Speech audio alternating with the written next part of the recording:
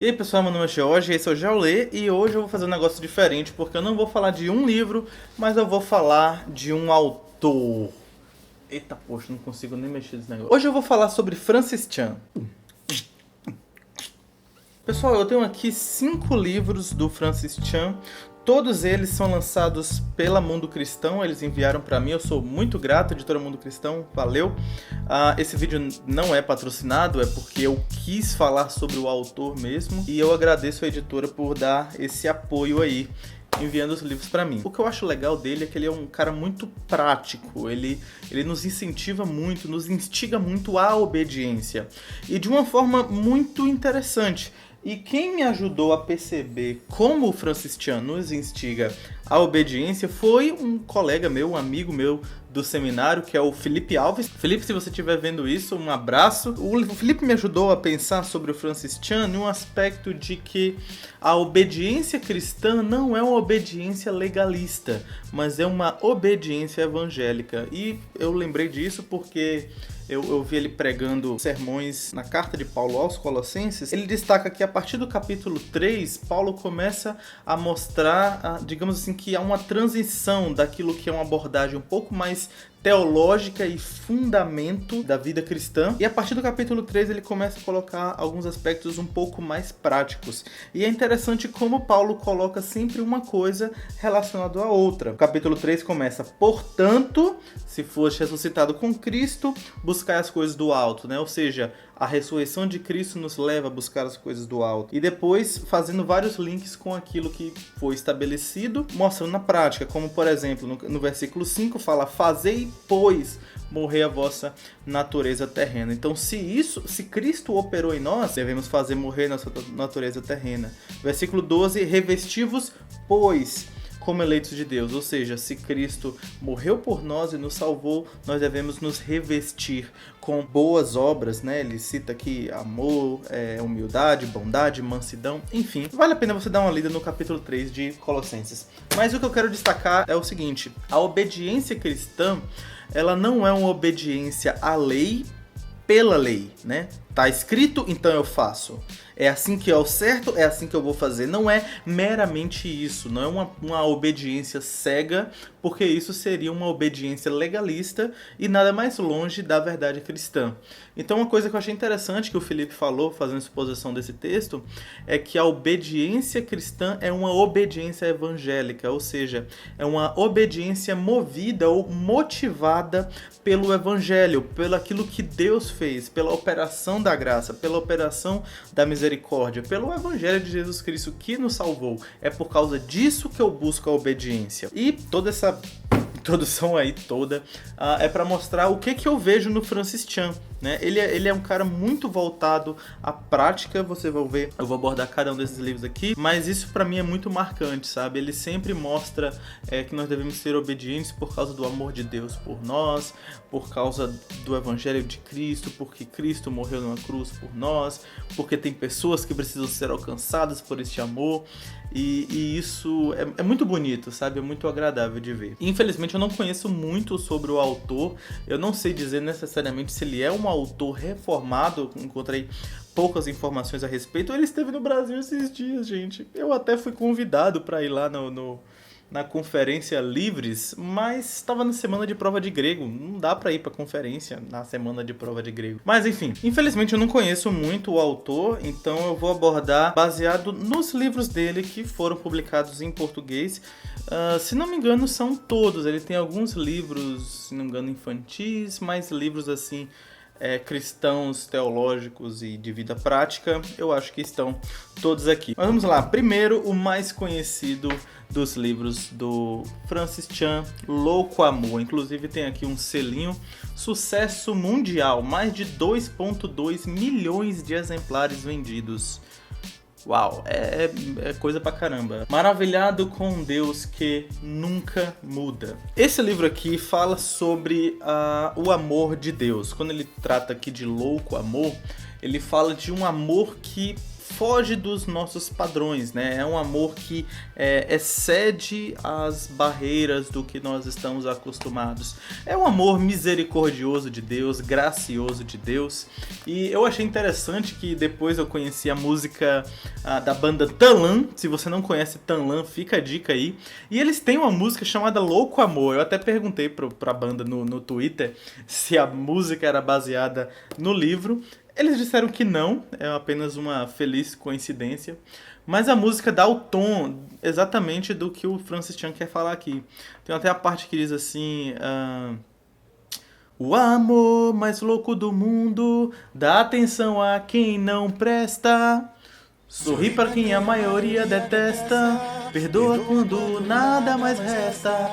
O amor mais louco do mundo diz sim quando devia dizer não, que ao invés de fugir estende a mão, esse amor.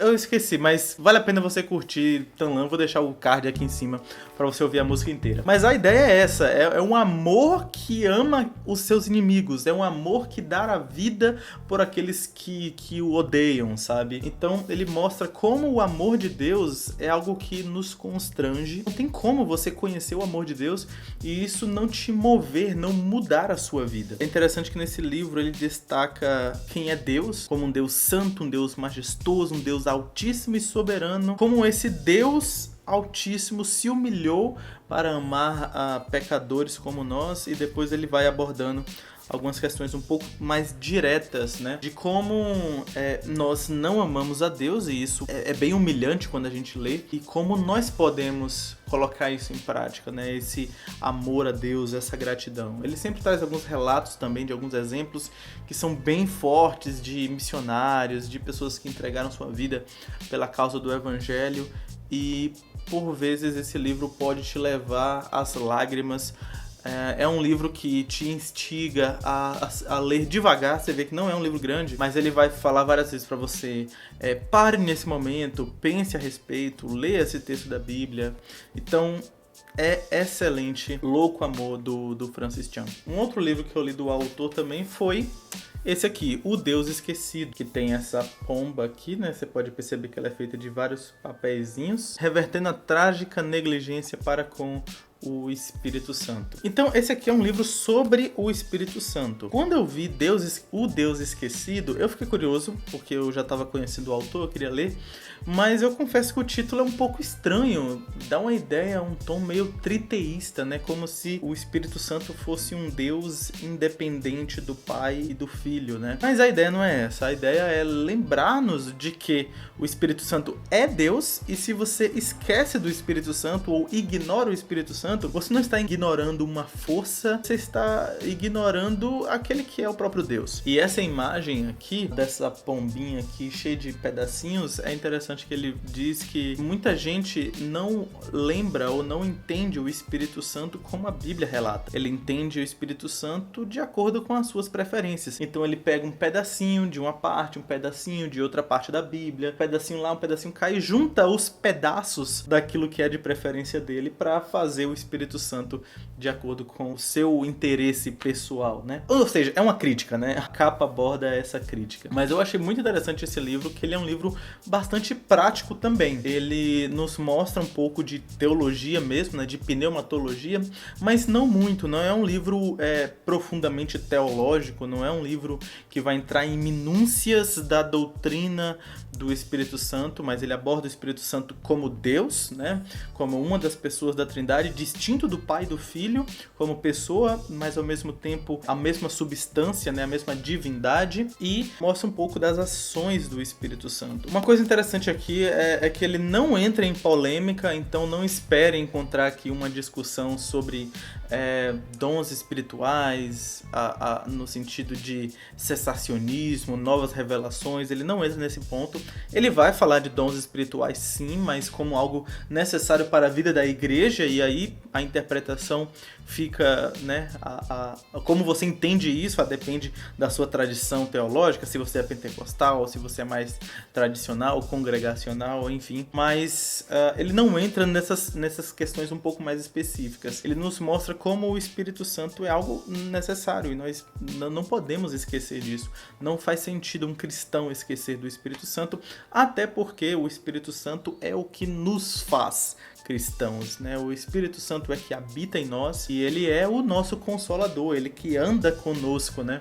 Nesse período que o nosso Senhor Jesus Cristo subiu aos céus e só retornará depois de um tempo, no momento que Deus estabeleceu, né? Numa segunda vinda. E uma coisa que eu anotei aqui também é que ele fala que algumas pessoas gostariam ou dizem: eu gostaria de ter vivido nos tempos de Jesus, como seria bom andar com Jesus. Ou então, quando olha para o Antigo Testamento, nossa, o povo andou com Deus, né? Olha lá, a sarça ardente, a muralha de fogo, como seria bom estar na presença de Deus. E hoje eu não tenho isso. São essas pessoas, quando dizem isso, muitas vezes é ingenuamente, mas elas estão, de certa forma, ofendendo o Espírito Santo que habita nelas e que inspirou a Sagrada Escritura, a Bíblia que nós temos. Então, Deus está conosco sim hoje, e na pessoa do Espírito Santo de maneira toda especial.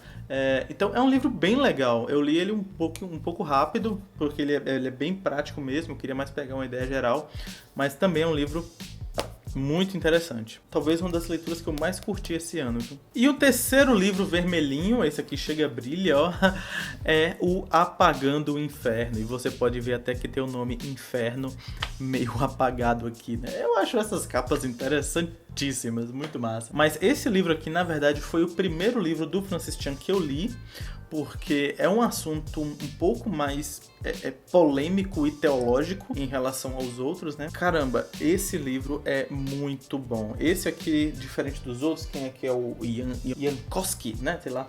Esse aqui é com Preston Sprinkle, né? Eu não sei falar esse nome. A contribuição aqui desse Preston aqui, eu acho que é um pouco mais exegética, porque esse livro, ele é de um peso exegético muito forte. Com peso exegético eu me refiro a um lidar muito minucioso, cuidadoso e talvez, por que não, acadêmico com o texto bíblico, com as línguas originais, com a interpretação, principalmente daquelas passagens que falam a respeito do inferno, do lago de fogo, do juízo final. Esse livro foi escrito como uma resposta ao Robel, sobre aquele livro O Amor Vence, porque naquele livro o Robel fala que todos serão perdoados e que ninguém vai pro inferno e coisas absurdas desse tipo. E o Francis Chan mostra que não. E ele disse que o inferno é uma verdade inquestionável das escrituras, apesar de ser indesejada. Essa é uma coisa que ele enfatiza bem, ele sempre volta a esse ponto. Se eu pudesse, não existiria, mas não posso negar. Mas não é agradável, mas eu preciso afirmar. Eu entendo a dificuldade da doutrina, mas por tantas vezes dizer que é algo indesejado, eu me senti bem desconfortável, sabe? Porque se Deus assim estabeleceu, quem sou eu para dizer que não deveria ser assim, né? Então, essa foi mais ou menos uma crítica, né, a respeito da opinião dele, mas não é nenhum problema a respeito da abordagem.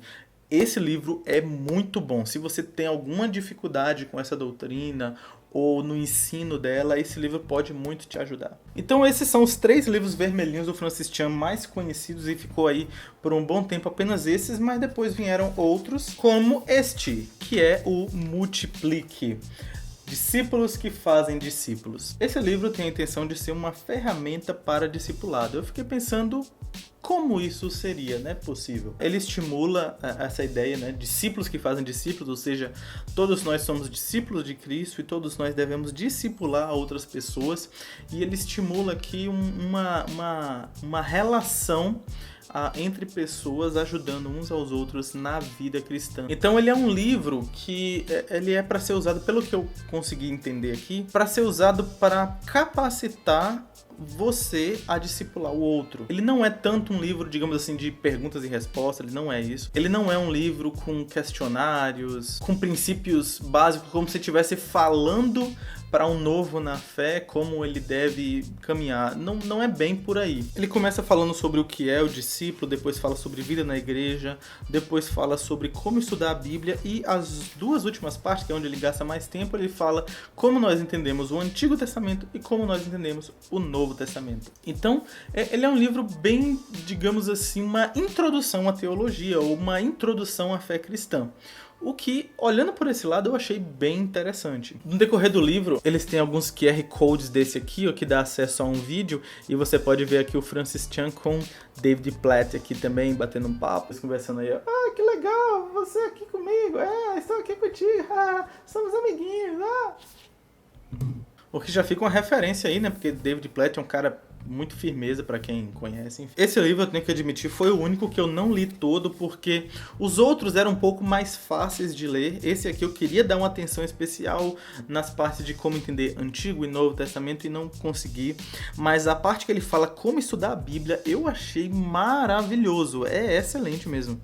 Ele dedica aqui algumas 30 páginas, mais ou menos, entre 3 capítulos, mais ou menos 10 páginas cada, para falar sobre por que estudar a Bíblia em oração e obediência, e estudando a Bíblia de forma lógica. Eu achei fera isso. Todo rabiscado meu índice aqui. Mas esse aqui eu recomendo como uma introdução à fé cristã, ou uma introdução à teologia, talvez. É bem interessante e proveitoso. E por fim, o mais recente de todos esses, Você e Eu para Sempre, o casamento à luz da eternidade. Esse aqui é mais fofinho, né?